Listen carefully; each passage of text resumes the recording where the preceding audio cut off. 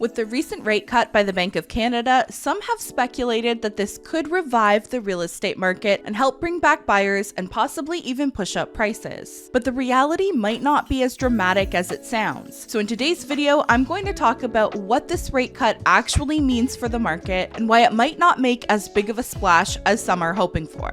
If this is your first time here, my name is Jessie McClellan and I'm a realtor here in Oshawa, Ontario, and I make videos to keep you up to date on everything happening in our local real estate market. If that interests you, feel free to join and help me reach 1,000 subscribers.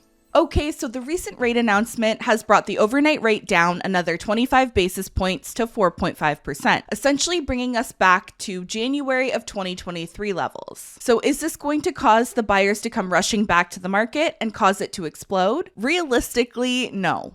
This isn't going to have as much of an immediate impact for two reasons. First, this didn't really impact buyers' pre-approvals and the buying power that they have. Homeowners with a variable rate and future buyers planning on getting a variable rate will be the only ones who notice a drop in their rate right away. But that's a very small number of people because as rates started rising, variable mortgages went from the lowest rates offered, allowing buyers to qualify for the highest number, to the highest rates, and naturally the vast majority of buyers switched from variable to fixed, as fixed rate offerings allowed them to get a higher pre-approval. And when prices are as high as they are, buyers will usually opt for whatever offering allows them to get the highest pre-approval amount so they can actually get into the market. The second reason I don't believe this is going to have as much of an impact, especially immediately, is the timing. July and August are when we see the market slow down typically. Buyers take time off, sellers take time off, and we see less overall activity. That combined with the fact that we have a decent amount of inventory still on the market and built up does not make for conditions that would bring any significant increase to sales or home prices. Likely the opposite. We'll still probably continue to see lower activity and prices maintaining or slightly dropping until sometime in September, when you might see a small jump in activity as people resume their home searches after their summer holidays are over.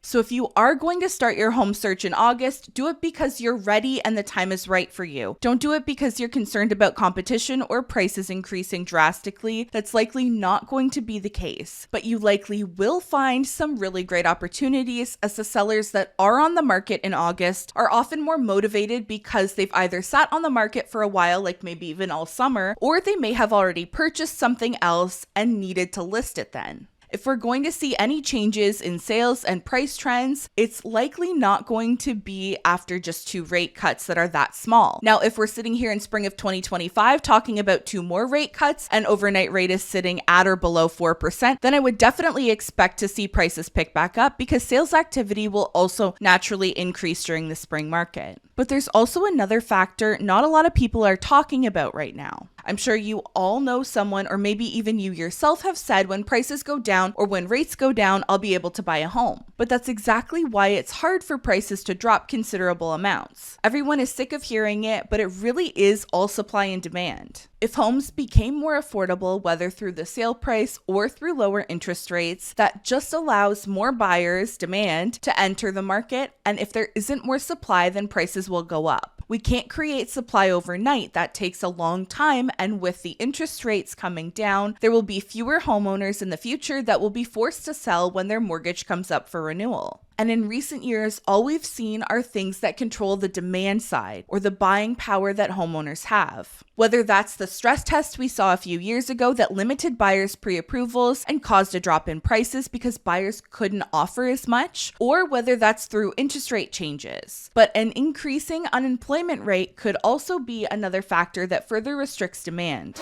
And it has been on a small upward trend in recent months. I know it's anecdotal, but I even know people who have paused their home buying plans because of concerns with their employment and layoffs happening at their company. And when that happens, people don't necessarily have to lose their jobs to toss aside the idea of buying a home. Sometimes just the uncertainty and talk about layoffs in society is enough to make people take a step back, and that can put a dent in the market as well. If you want to follow what's happening in our real estate market, especially in Durham region and the GTA, then subscribe to the channel. Leave me a comment below. Let me know how you think this rate cut is going to impact the market. Hit the like button if you found this video helpful. Thank you so much for watching until the end, and I'll see you in the next one next week. Bye.